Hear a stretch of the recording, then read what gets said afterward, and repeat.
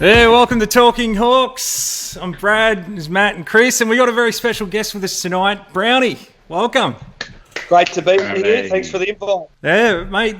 So the current reigning Kabaddi champion of Australia, the 2008 Premiership, All-Australian backman, and the former Gold Coast player. Mate, it's such a privilege to have you on.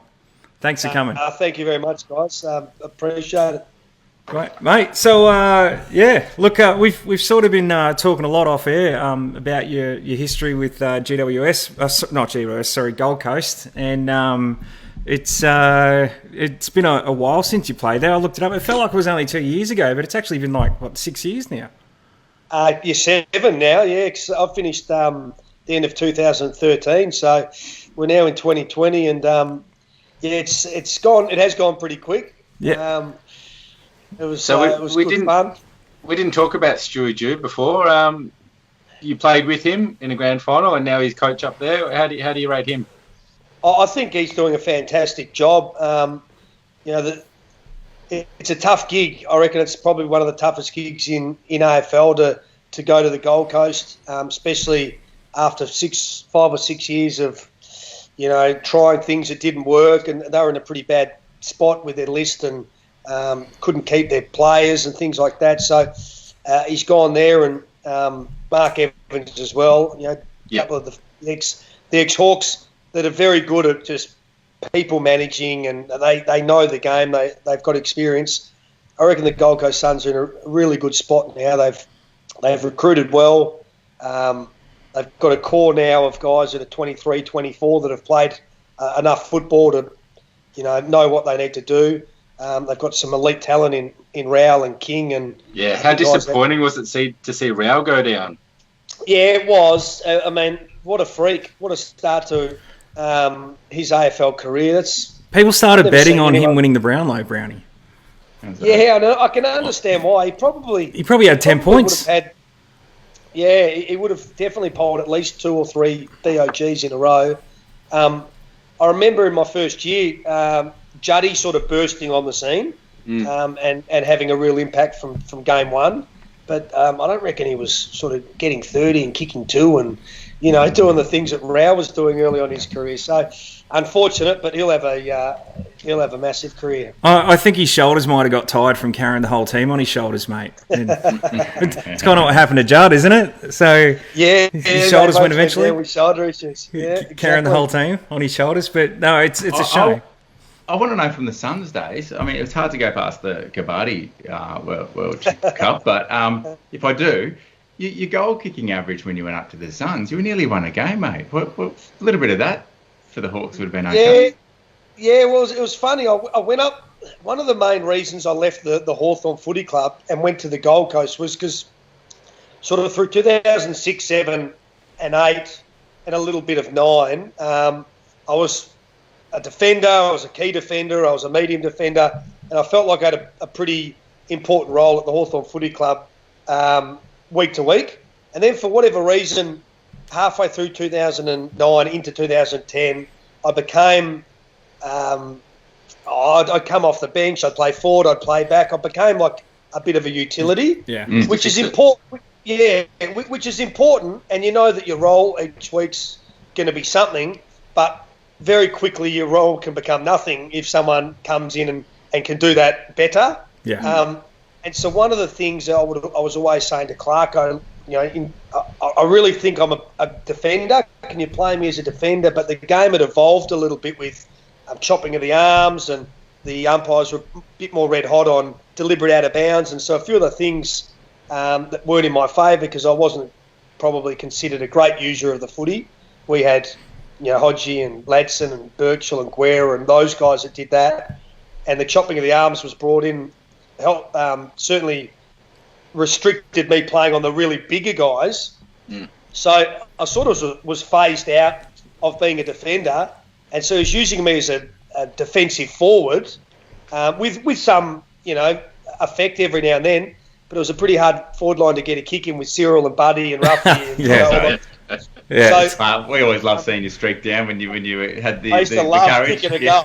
And so I went to the Gold Coast as a defender, But I worked out that probably, I needed to embrace that small forward role, or it was going to be curtains for my career. And so I really did. I really enjoyed becoming a small forward, and you can cheat a little bit if you can read the play early up the field and you can see a turnover coming. You can get out the back and into some space and things like that. So I sort of thought if you're going to be playing as a small forward, you need to be kicking at least 2 goals a game, and putting some defensive pressure on. And I managed to get on the end of a few late in my career and kick a couple of goals, which was fun. Nearly a goal a game. I loved it. Browny, I used to live up that way in Brisbane, and I'd love to go down and watch the Gold Coast Suns, only because you were there. And it was great just watching you play with them and with those young blokes. And mate, I was shocked you left. You left the Hawks. When it all happened, it's like I kind of understood. You had the 08 Premiership under your belt. We were looking good, like we were coming up for some success. It was pretty challenging years, 9, 10, but then it looked like we were coming good, and then all of a sudden you went up. And I understand a player gets older in their career and they got to capitalise on it. And I thought, I didn't blame you for that, but it was just a shame seeing you go. Like, were you disappointed that you didn't enjoy the success of the Hawks after? Oh, look, the way I look at it is I grew up in Hawthorn. I went to Scotch. I played for Hawthorn Sits. When I got drafted to Hawthorn, we were still at Glenferrie Oval. It was 2 k's up the road from me. I absolutely loved the Hawthorn Footy Club. And you never in a million years think that you're going to leave a club, because you fall in love with whatever the first club you go to is. And you don't really ever plan on leaving, especially if you're an established senior player. But I did feel like, and I touched on my change of position within the club, and we had Geray, Whitecross, Suckling, Stratton, Bruce, all these guys. They hadn't played any AFL footy at all. Whitecross might have played a few games, but they were in the wings, coming through the ranks, and you could tell that they were going to be outstanding players. And so when Hawthorn sort of came to me with their 2-year deal, I absolutely considered it, but I sort of knew how ruthless Clarko was in terms of his ending players' careers. Yeah. Because I was there the night that he knocked on Richie Vandenberg's door as the captain and took him for a walk. And I know the man, and that's why I think Hawthorn's had so much success, because they've been able to pull the trigger on some of those senior guys when they feel that the moment is right. Yeah. And I just thought, I've got this opportunity to go to the Gold Coast. It was a 3-year deal, so automatically I was getting 1 extra year. But then they were sort of saying, well, if you're 30 and your body's holding up and you're playing some good footy, why wouldn't you play an extra year or 2? So I'm thinking in my head, okay, I've got 2 years at Hawthorn, and will I be in the best 22 by the end of my 2nd year? Yeah.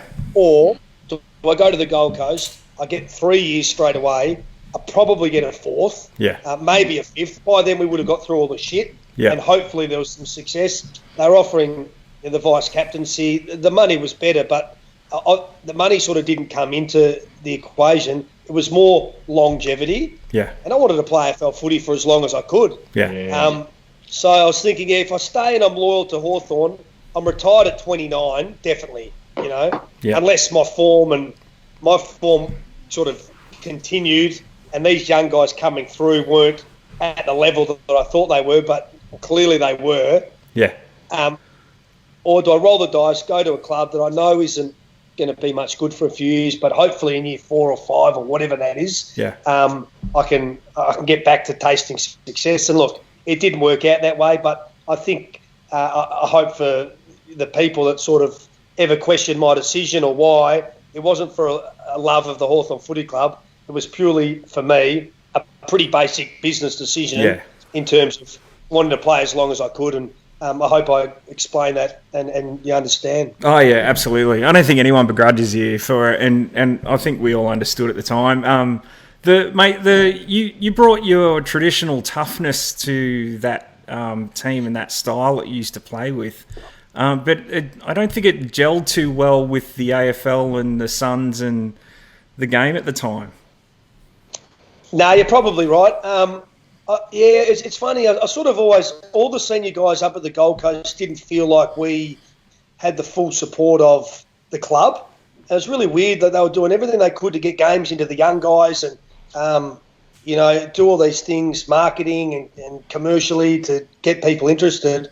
And some of the senior guys that, Bock, Brennan, Harbrow, Rich Catali, myself, Cracker was there not long.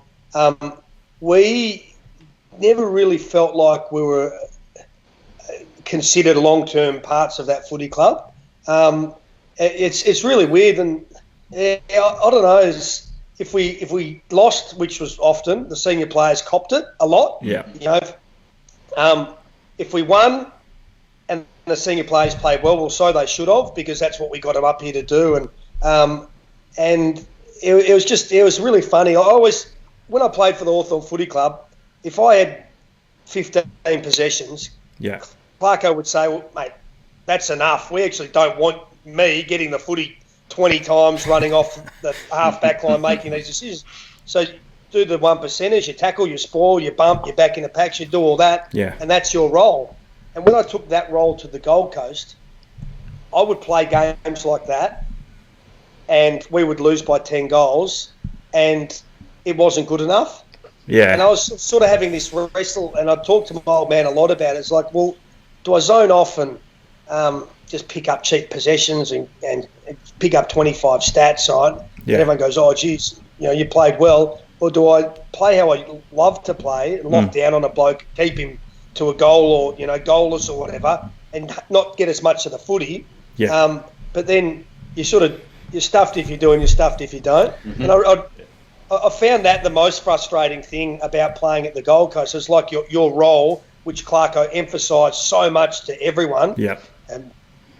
And guys like, probably the best role player I ever played with was Michael Osborne. You know, like, it didn't matter if he didn't kick 4 or have 20 touches, but he was so good at what he did. Yeah. It's almost like your role at the club didn't really matter. Gaz always had his 40. Yeah. The young blokes, Harley and Trent McKenzie, Zach Smith did their thing. And the senior guys sort of was never good enough. Yeah. Wow, that's fascinating insight. Tonight, I know we've got a look at the Pies Hawks game. We might change pace. We had a lot of people jump on and give us a few questions and comments, so we might get to those in a second. But if I'll just change gears a little. So, Browny, we'd love to do a little shot clock section with you. So, just first thing that comes to mind, you just let us know what you're thinking, and away we go. So, your favourite ISO activity or new interest? Probably Netflix. Yeah, I'm all over Yellowstone at the moment. It's actually on stand, but it's a Kevin Costner. It's a cracker. All right. Thumbs up, thumbs down for the crowd sound effects that are being added to games. Thumbs up. It's better than nothing, I suppose. Yeah. What was harder, the marathon in the Antarctica or swimming the English Channel? Probably the English Channel, because the weather sort of became pretty treacherous and I didn't get across. So, yeah. Because the weather was great either way. Anyway, Clarko. Was Clarko right to table the no tackles call? I think so, yeah. He knows trends of the game better than anyone, and clearly that was a trend that the umpires were missing. The best player you played with? Gary Ablett Jr. Have you got any physical challenge in your sights now? I want to climb a mountain in Argentina called Mount Aconcagua, which is one of the 7 summits. Awesome. It's the Andes there, so I don't think we'll be getting there for a couple of years, though. Well, if you want some teammates, let us know. We can get in training. So you're going into a grand final. Who do you want to follow as captain? Vanders, Crawford, Mitchell or Hodge? Well, that's a great question. I would have loved Richie Vandenberg to have won a premiership with the Hawthorn Footy Club, because he took over when we were battling as a club, and I thought he was enormous in turning around our culture, and unfortunately his career ended a year too early. And Mitch and Hodge were great leaders. They got 4. Poor old Vanders never got a taste of it, and he's a great mate of mine, so I'll say Richie. Richie, lovely. Your closest Hawk teammate? Brad Sewell. Sully. What was that? Mentors at the club? Mentors. Who were your Just your old man, was it? Yeah. No, I don't know. Obviously, I always looked up to Clarko as a massive mentor, and not just about footy, but about life. He taught us so much, and I take that now as a father, and what I aspire to teach my son. A lot of that's probably instilled in me through Clarko. Awesome. Brilliant. And lastly, do you and Mal talk about the toughness of football? Yeah, we do. Yeah, regularly, and he was a 70s, which was dirty tough. I'd like to think that our era was toughish. You can't question the courage of the players today because they're so fearless. But I still would like to think that you could use toughness as a tool to put a player off their game. Niggles and a bit of intimidation. Yep. You can't do that now because as soon as you lay a hand on anyone, it's a free kick, 50 or goal, and you hurt your team. So that's sort of out the window now, and it's more an athletic and skillful pursuit. So glad I don't think I get a game these days. So glad I'm not playing in this era. But it's impossible to compare them. But certainly if someone was there to be hit back in my day, I tried to hit them. Legally, of course.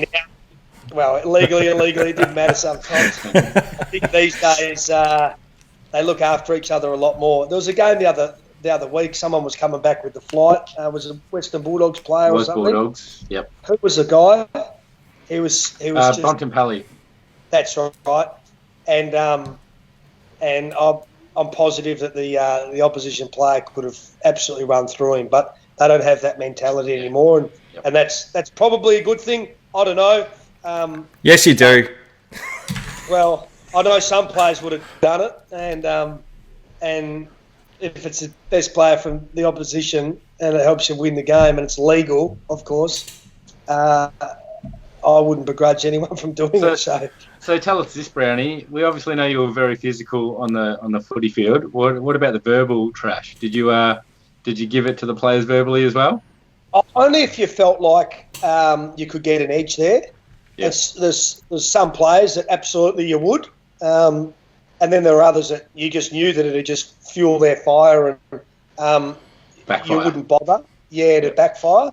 So you'd really pick your mark, and sometimes the only way of knowing which one to pick was trial and error a little bit. But you quickly got a bit of an idea that this person, it fired, like Stevie J, like he was a trash talker. And as soon as I'd try and trash talk back, that inspired him to go, right, I'm going to stick it up this bloke now. And he'd kick a couple of goals on you, and like you knew that fight. Then there were some other guys that I remember one day, Paul Medhurst, I played on him after he just won the Anzac Day medal, and it was a pretty big match-up for me because he was in such good form. I tried to just torment him all day long, and probably said a few things that you couldn't get away with now, but back then you could. So, yeah. Did it work, though? It work.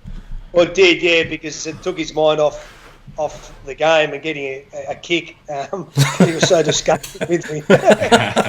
Brownie, were there any players that you looked forward to playing on because you knew you were going to get in their head? Not really. One of the things that I've missed the most not playing footy is that week-to-week challenge. Yeah. Of especially as a defender.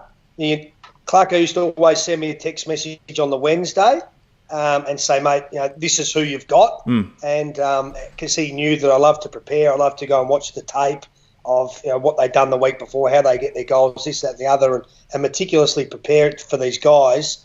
And then you'd go and you'd play on them, and you'd either beat them or they'd beat you. Yeah. And you took it personal, and I love that. And yeah. that's the competitiveness, I suppose, more so than you miss the boys in the locker room and the linking up and singing the club song after a good win and everything.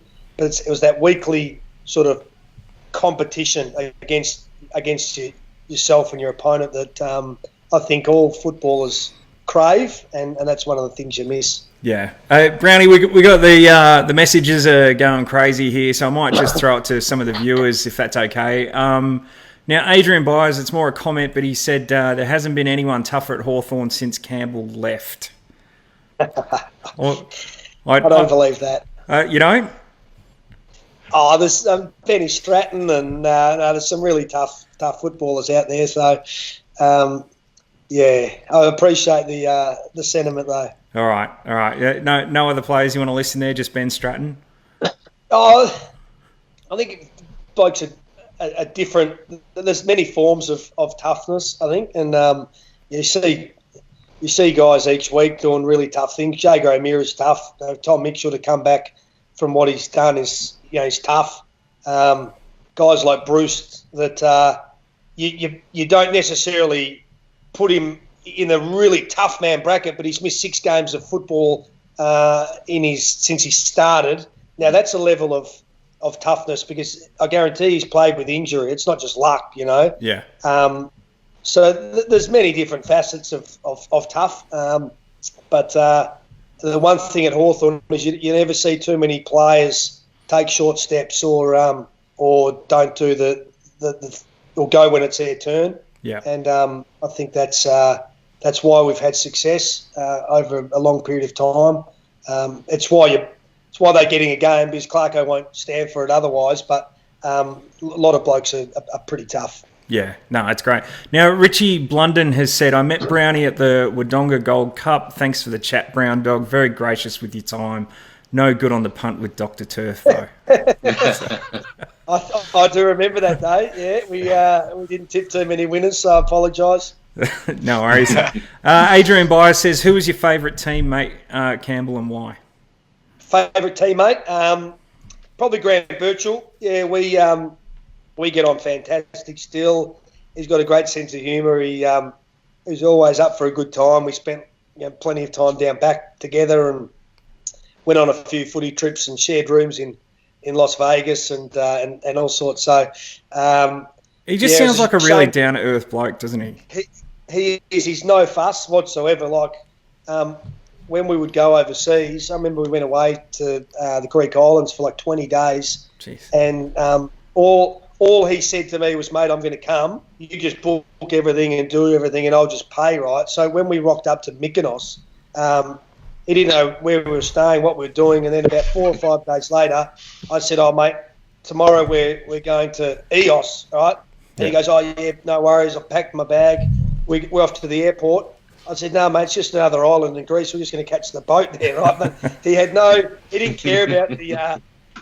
just laid run back down the schedule. Yeah, he just go with the flow, pretty cruisy. So it's a shame that he left the Hawks. Yeah. But I suppose nearly, if you'd have said to me 5 years ago that at the end of their careers, Hodge, Mitchell, Lewis, Birchall, will all end up at another club, I would have told you that you're absolutely crazy. It's just, it's really funny how it's all worked out. But I think it's worked out for the better, not just for the club, but also the individual as well. Yeah, absolutely. Well, you broke the seal, mate. I think you've led the way.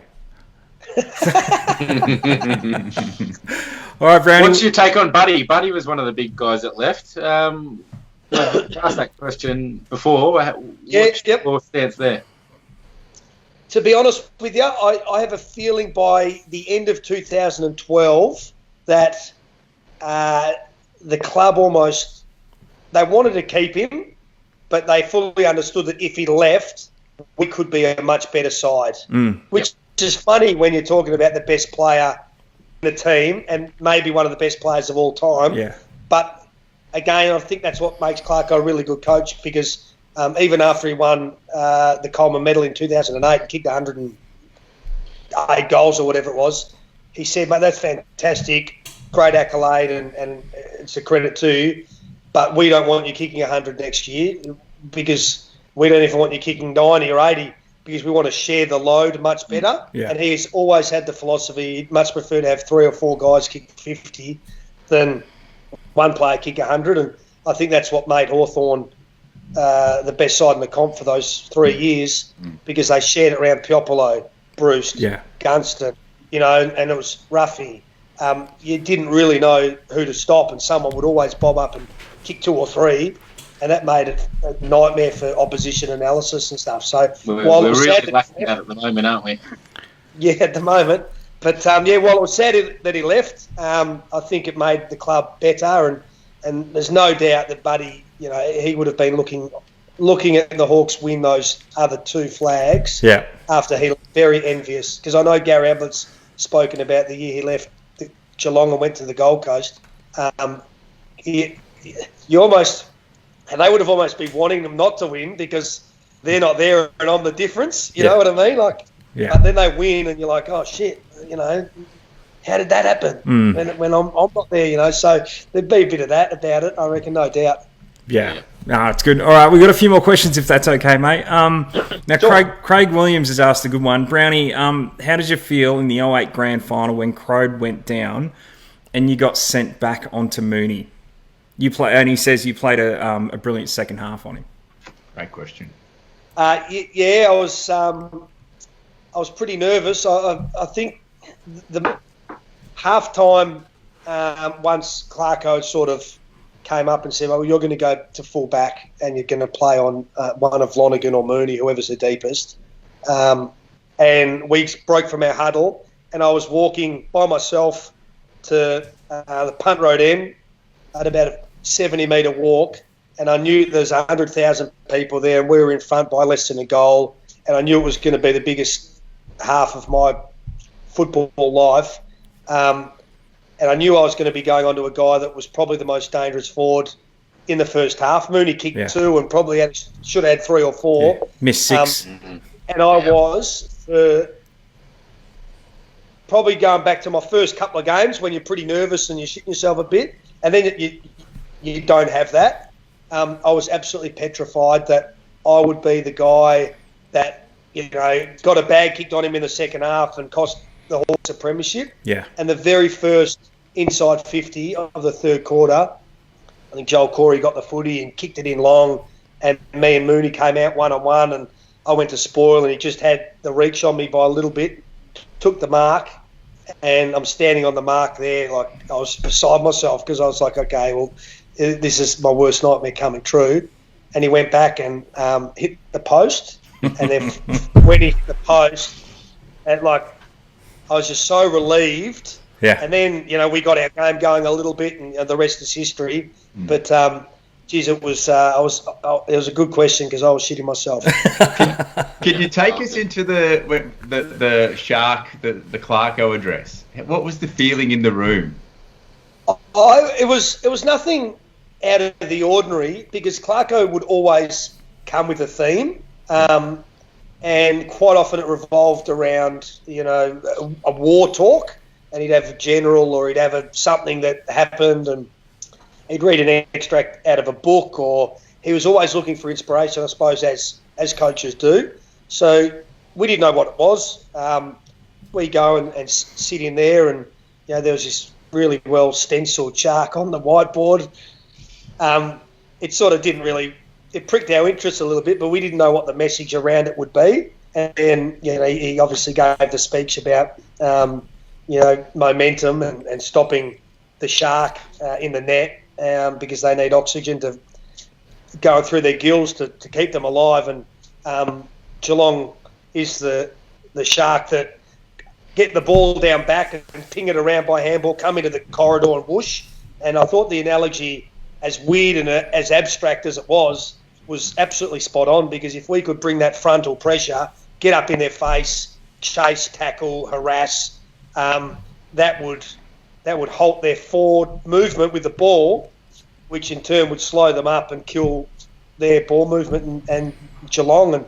And it worked to a T. And I think the vision that Rob Dixon took for that DVD or what documentary was absolutely magnificent to capture that moment, because it's funny, in that moment you don't really think too much about it, but then when you see it back and everyone was talking about Clarko and the shark, you realise what an iconic sort of pre-game address it was. Yeah. Yeah, for me, that goes down in history with John Kennedy Sr.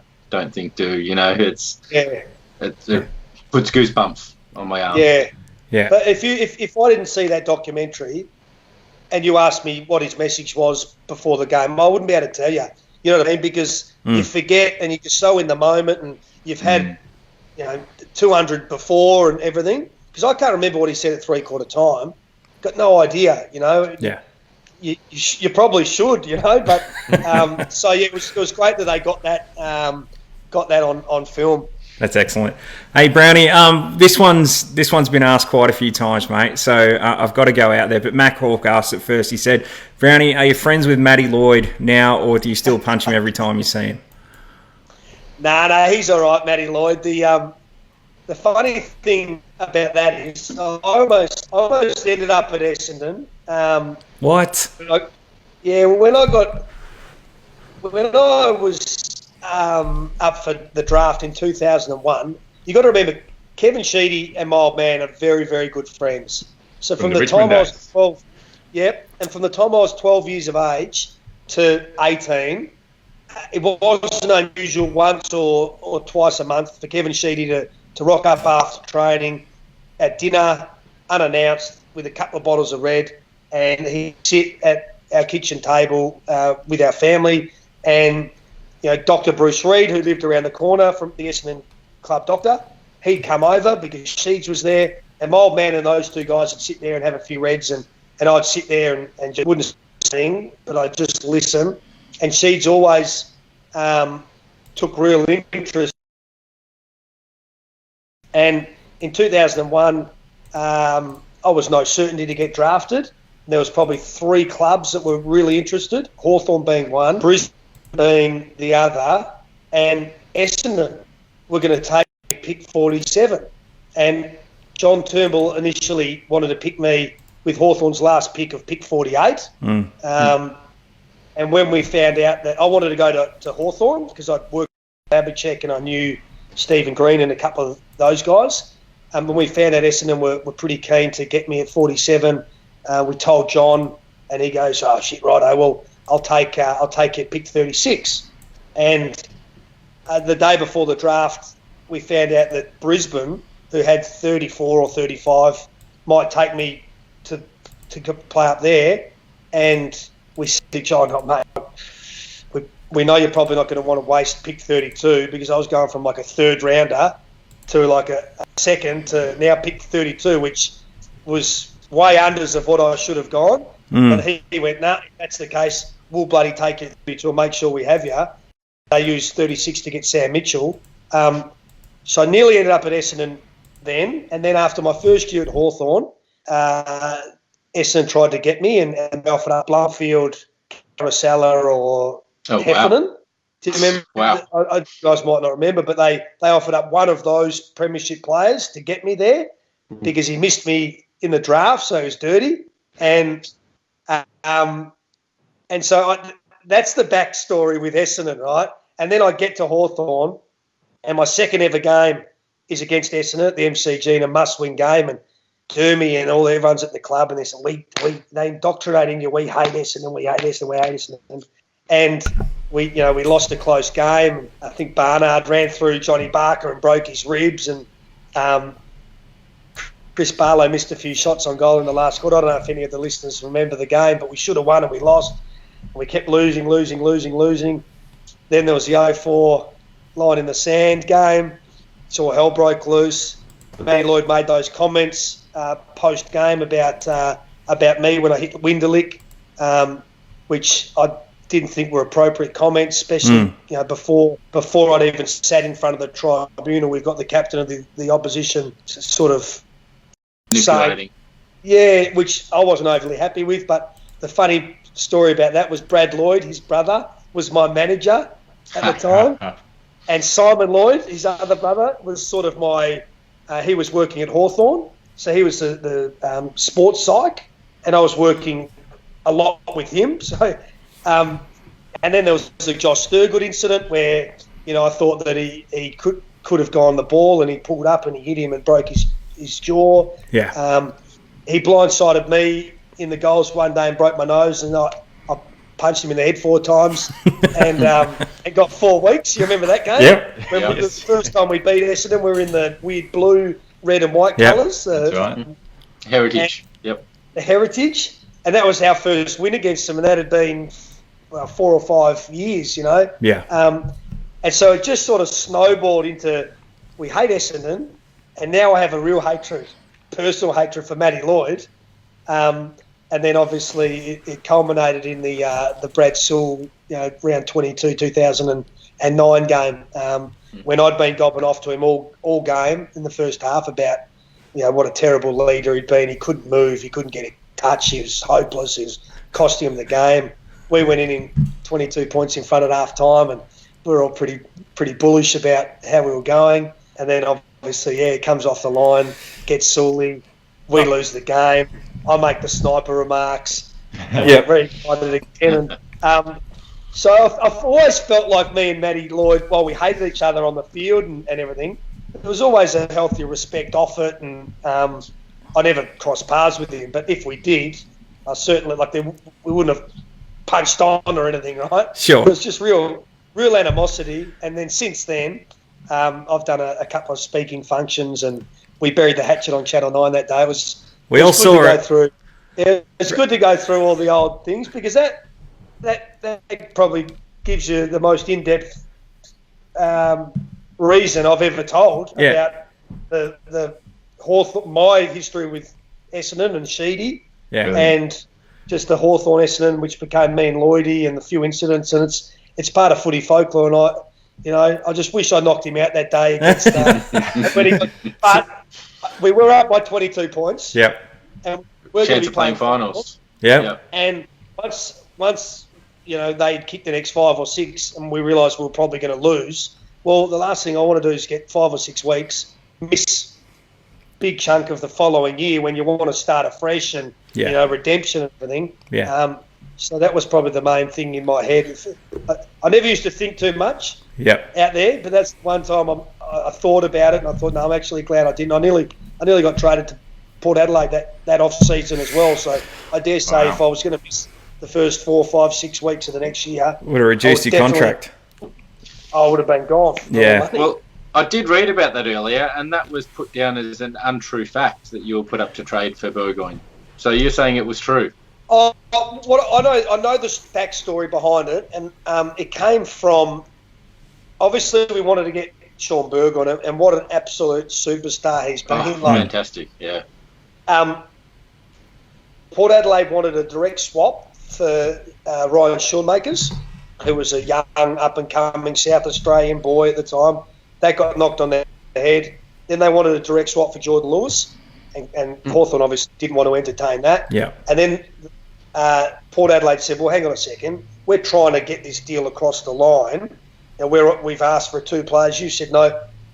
Who's untouchable? And they gave a list of about 10 guys, Cyril, Ruffy, Buddy, Hodge, Mitch, whoever that was. And the rest weren't on it. So there was 34 blokes not on that list. So they then deemed those 34 guys of being, okay, well, they're fair game, And so they asked a question about me, and I think Hawthorn absolutely entertained the idea. And can I say this? Why the hell wouldn't they? Yeah. Because if you can stop me for Sean Burgoyne, he's still bloody playing. Yeah. He would have been the greatest trade of all time for Hawthorn.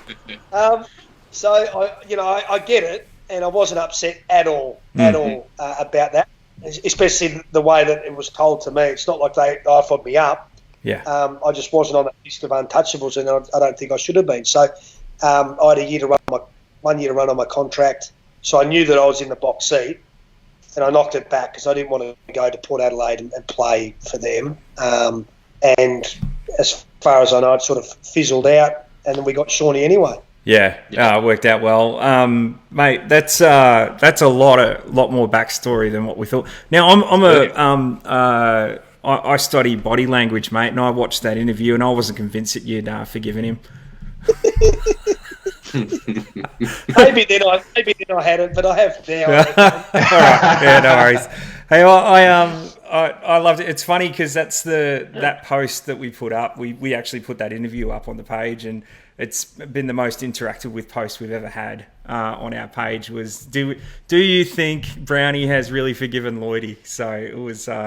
It's been a great topic on our show. So thank you, mate. It actually took me about 2 or 3 months to get over that loss that you were talking about. I was shattered when we lost that game, particularly when we were 22 points up. It was absolutely filthy.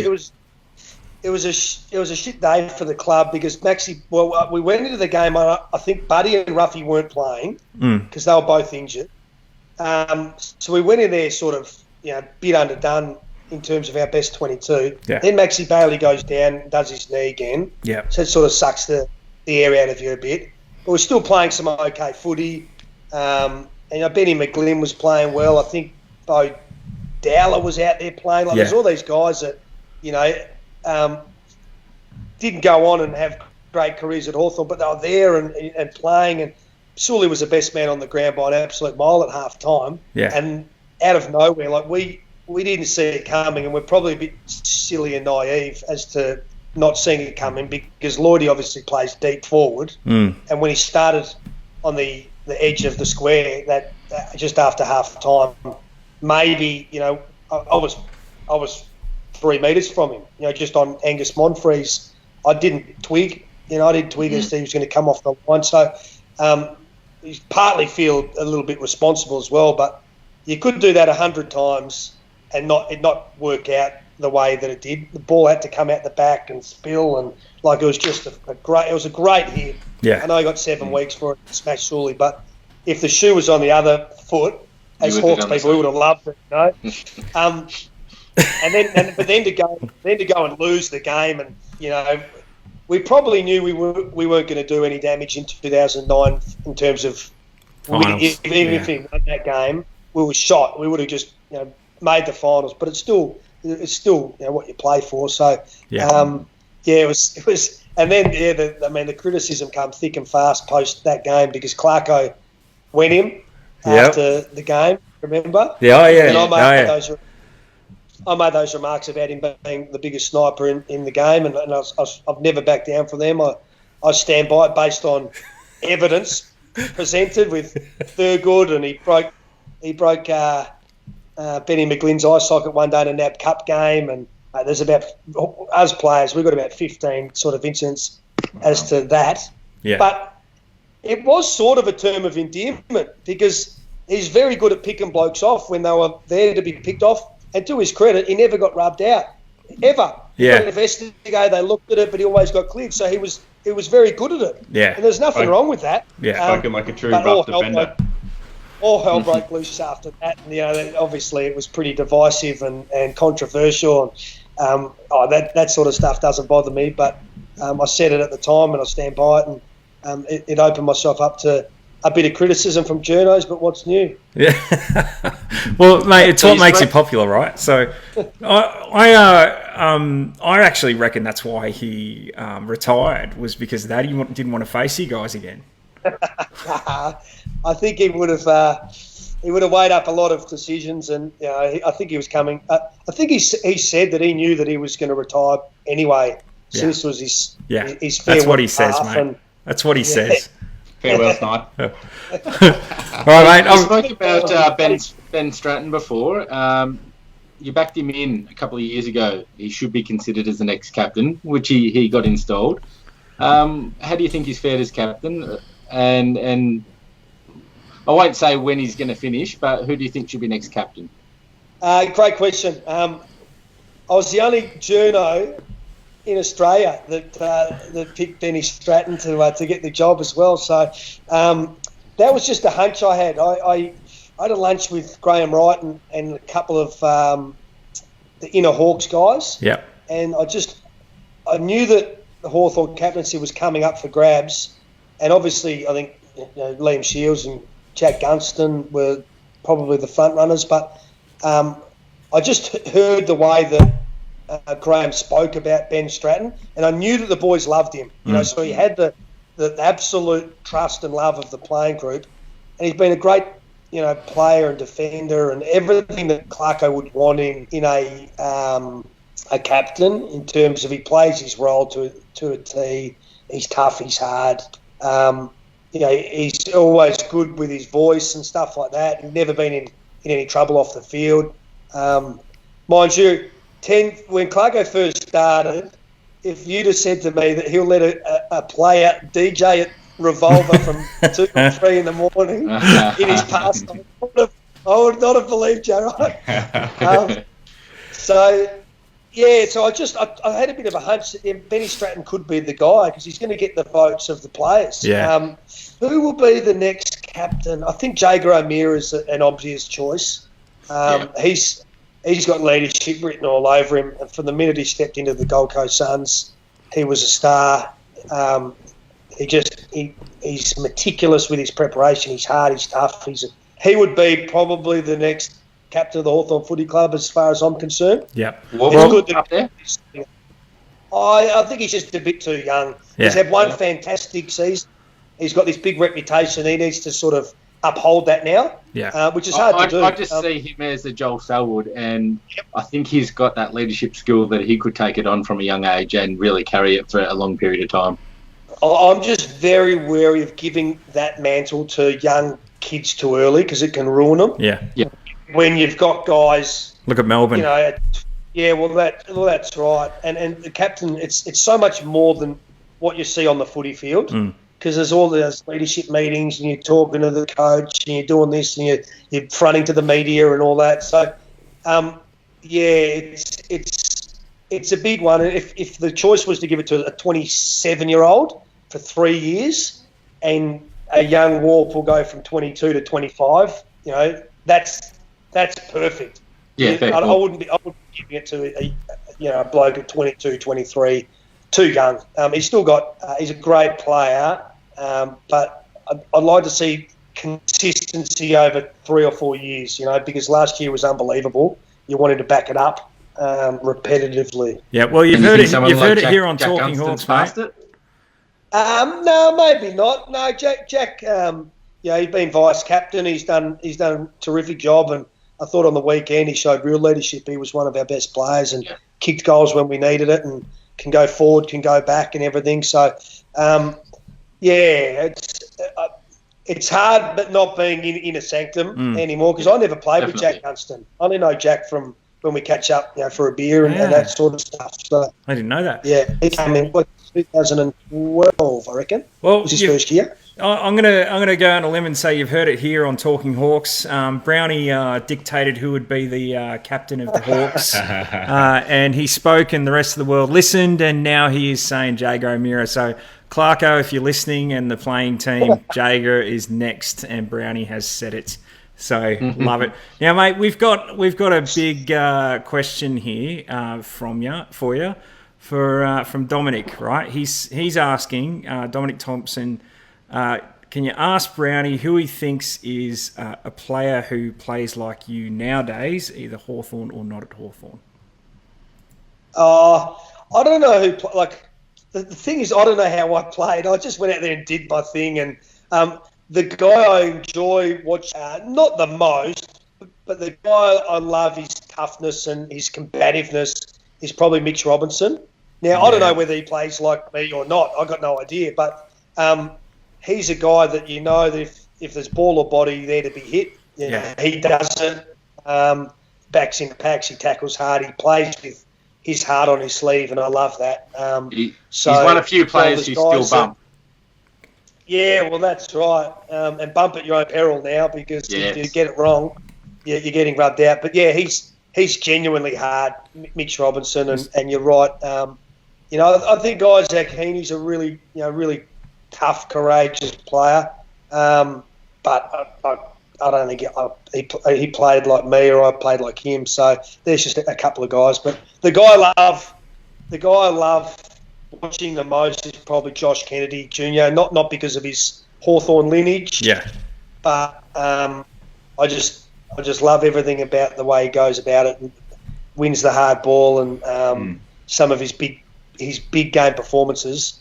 He was huge against us in the 2012 grand final. He was the best man on the ground by a mile, as far as I'm concerned, in the 2016 grand final, and was robbed of a Norm Smith medal by JJ. Yeah. I think he's been great to watch over the journey. Well, Dominic's given you a 10 out of 10 for that response, mate. So he likes that. And we'll have to let Mitch Robinson know that he's next in line to be the captain of the Australian Kabaddi team as well. So, hey, can I say you don't need any ability whatsoever to be the captain of the Australian Kabaddi team? It looks like you had a bit of fun straight out of footy. You're just getting into a few different things. It's good. It's very good. Awesome. Well, we're going to change tack here, mate. We just want to talk about the game coming up tomorrow, if that's okay. Love to get your thoughts on it. We've got some young blokes coming in. Be keen to know who you think would be ideal. So, look, I'll just read some of these out. Let's see. Sorry, just getting it up now. Well, we've got Will Day coming in. Josh Morris, pick 13, pick 57. Correct. Yep. Done very well for themselves just this early in the season. Exciting, I think. And Will Day, you presented him with his jumper, I believe. I presented Will with his jumper at the jumper presentation earlier this year, so I've kept a pretty close eye on him and the number 30, so it'll be fantastic to see him get his opportunity. I'm chasing his number to flick him a good luck message. I haven't seen, Josh Morris? Haven't seen him, got no idea about... Watch his highlight reel, mate. Is he good? Really good. Yep, go watch it after the show. Yep. So that's exciting, and then obviously Harry Morrison and Big General Patton. It would be good to have him back. So we lose Scrimshaw, and Shawnee Burgon gets a well-earned break. At 37 years of age, you need to manage his season a little bit. So a couple of opportunities there for some young guys, and it's exciting. Have you seen Finn McGuinness at all? I was going to say Clarko wouldn't play them unless he thought they were ready. Yep. Which I think is another really important thing, because when you play guys that don't deserve it, they don't play well, their confidence gets shot really quickly. And I almost feel like, and I think that's one of the reasons the Gold Coast struggled a little bit, because all these guys were getting games, and even when they were just so out of form, they probably didn't deserve games. They were still getting played, and what it does is the opposite. Yes, you might get from 20 to 40 games quicker, but you're doing them a disservice by just giving them games when they don't deserve it. So those young guys will acquit themselves fantastically. Yeah, Finn McGuinness, I went down and watched the intra-club game, and he looked brilliant, didn't he? He can run all day, uses it well, so he's going to be a great prospect for a long time.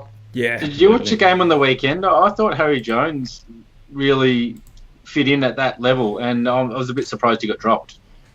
Yeah, did he even start in the midfield, like in the second ball up? Yeah, the second ball up. Yeah, he did too, didn't he? So pretty good confidence for the young fella that they just throw him straight in against. Yeah, and the GWS midfield with Caniglio and Kelly and De Boer, that's one of the best midfields in the comp. So they've obviously got a lot of belief that he can match it with those big bodies and contribute, which he got a few clearances too. So there must be some reason why he got omitted, but he's got a taste of AFL footy now, and he knows what he will need to work on to get back in the side. How do you think we'll fare? Collingwood supporters on as well, so they've got the Goey out, Dacos, who was showing a little bit as well. Tyler Brown omitted, so I can't pronounce a two. What's his Quaynor? Boston Avalagi. Yeah. I've seen him play for the VFL last year. Good player, really athletic type, quick. So, good luck to him. And Craig Kelly's son, Will, a good Scotch boy, if there is such a thing. It's good to see him get an opportunity, because he missed most of last year with some injuries too, Will. So it's going to be a fascinating game, I think. We've probably got him at the right time. Still Sidebottom out, Jeremy Howe out, now Tagoe out. They're pretty vulnerable, I reckon. Their forward structures, not what it was. Big Mason Cox is a bit of a liability running around at the moment out there. Well, I think he's going to get dropped, isn't he? Is he? Because I think he hasn't been. He hasn't been dropped. No, it hasn't been officially. Okay, so No, he did get 2 touches last week. He's probably going to drop a few marks, but anyway. Yeah. So that's the one thing I've got full confidence in is our backline with Chip Frawley and Benny Stratton and James Sicily and that they mix and match pretty well. So the McAvoy experiment. Yeah. Where are you at with that? We've had a bit of a debate over the last few weeks. I think why not try it? And if it doesn't work like it didn't on the weekend, then throw him in the ruck, throw him forward, and he end up kicking 2 goals. Yeah. So like the worst that can happen is he loses a couple of one-on-one battles early on and might hurt you. But you've got to remember, only the week before that he kept Big Ben Brown goalless or to awesome one performance. goal. Yep. So you'll probably find that Ben Brown is, to me, quite a one-dimensional football. He's a lead-out type mark and goal. Yep. When you get the ball to ground, you rule him out. So that probably helps. You've seen Finlayson turn him inside out. Finlayson, Jeremy Cameron and Himmelberg, they're what I call athletic guys that can tackle. I think Himmelberg had like 7 or 8 tackles. Finlayson was moving laterally and doing all this. So that's a much tougher matchup for a guy that is a ruckman that's probably played. Well, he's probably played like 7 games of footy as a defender. The end of last year, and then the start of this year. So, he's probably just got the matchups wrong on the night. Yeah. And you would have seen McAvoy on the Robbie Campbell experiment too, wouldn't you? What was that one? You would have been part of the Robbie Campbell experiment, pushing him from ruck down back, which worked. It did work. I remember one day against Carlton when Fev kicked 8 on him, it didn't work. But, he's not the only bloke that Fev's got hold of. So, yeah, that's one of the things I reckon that Clarko's so innovative, not just with overall team tactics, but he finds new roles for players that is a little bit obscure. Like, who would have thought that Big Boy McAvoy could be turned into a defender? Yeah. And no one. I don't reckon any coach in the competition would have the courage to do that because they'd fear the repercussions if it didn't go right, the criticism from the fans, the media, right? It's a good point. Clarko just does what he thinks best for the team, and because he's had so much success and more often than not it works, he's happy to try some things and catch sides out. We've got such a strong backline, I just feel like he could be used forward rather than back. Yeah, maybe, and that's probably something that they'll look at now because he caught a couple too and kicked a few goals. So Phil Davis, good defender, and he killed him, didn't he? And that's like I said, how strong our backline is. Our forward line, I feel like, is a bit vulnerable. I always feel where we're going to get our goals from. Can you give Clarko a call for us, mate? All right, so Brownie, let's just got to. We're coming close to the end here, so I just want to get a few more things out of you, mate, if that's okay. Sure. Who do you think will win tonight and how much? Oh, sorry, tomorrow night, and by how much? I'm going to go with the Hawkies to bounce back. It should be a pretty fierce contest. I really rate Collingwood's pressure. Yeah. And when they bring that, they're a really good side, and also Hawthorn. So I don't expect it to be a shootout, a high-scoring game by any stretch of the imagination. I reckon sort of 70 to 60 could win it. So we need to make sure that we're the side that takes their opportunities the most. The game will be won in the midfield, as it always is. Even at his age, I hate seeing sides let Scott Pendlebury just freewheel and do whatever he wants because he's a star. He still is a star. Yeah. He'll cut you to shreds. He's Burgoyne-esque, isn't he?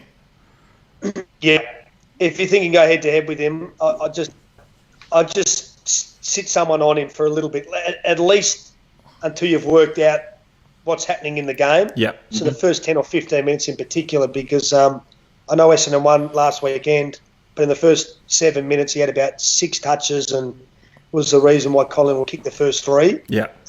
So. Are you sure you're not going to become a coach, Brownie? I reckon you've got it in you. I love watching the game and analysing it, and I know sort of what's going on, but I any form of pressure in terms of I live a good life. I do a bit of media. I do what I want when I want. I don't need anxiety, blood pressure, criticism for something, like that. Now, that's the thing. To this day, I can't work out why that James Hird, Michael Voss and Nathan Buckley were great commentators for Channel 7 after they retired, and all three of them decided to give that away and go and pursue and chase coaching.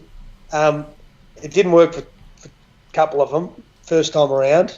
It just worked for Bucks, and he just survived, and now he's out the other side, and he's a great coach. But geez, they could have been living very different lives, those guys, if they didn't go back into coaching. So, God, I won't be doing that. Yeah, mate. There's so many areas we could go into here, but mate, before we wrap it up, I'd love to talk about what you're doing at the moment. Now, you're working with the SEN, and you're doing the punting show, the track, SEN. SEN track, yeah. So Hutchie, when COVID hit and all the sport got shut down, Hutchie, he started this new racing channel, and horse racing obviously continues right the way through. So I'm on there Mondays, Tuesdays and Fridays, basically sitting there just like this, talking about horses and punting and things like that. I do a show on a Friday afternoon for Good Work, which is like a tradie network show. Yep. It's on Facebook Live at 4:30 as well with a mate of mine, just helping tradies connect and giving them some tips through COVID and stuff. Not that I'm a tradie, everyone, but we do get tradies on that know what they're talking about. So it's a bit of a different year this year for me, as it is for everyone, because there's no footy for me. The VFL's gone and everything else that I did around footy. It's just you just got to do what you got to do, and things evolve and bob up when you don't expect them. So I'm thoroughly enjoying it. Excellent, mate. Now, and they can catch you on those shows as well if they want a bit more of the brown dog. So that's fantastic. That's it. Well, mate, it's been such a pleasure having you on. There's so many things we'd love to pick your brains about, even more. So we'd love to have you back on if you can spare us the time. And coming from the reactions we got from the viewers, and sorry if we didn't get around to your question, everyone. There was just too many. But we'd love to have you back on if you could ever spare the time, mate. So no worries at all. Anytime, just ask. So I appreciate what you're doing, the show you're doing for the fans. I love the club, and more than happy to come back on. Excellent. Cheers, mate. Appreciate it. All right, everyone. Thanks for viewing, and stay with us. Also, we'll be back Sunday night to review after the game. Not after the game, we'll be back on Sunday night to review the game that we had against Collingwood. And next week we've got the big fish on, as well. So make sure you stick around. Paul Salmon, that is, in case you don't know who that is. But yeah, all right, guys. Thanks for that, and have a good night. Thanks, Browny. Cheers, guys. Cheers, guys. Bye. Go Hawks.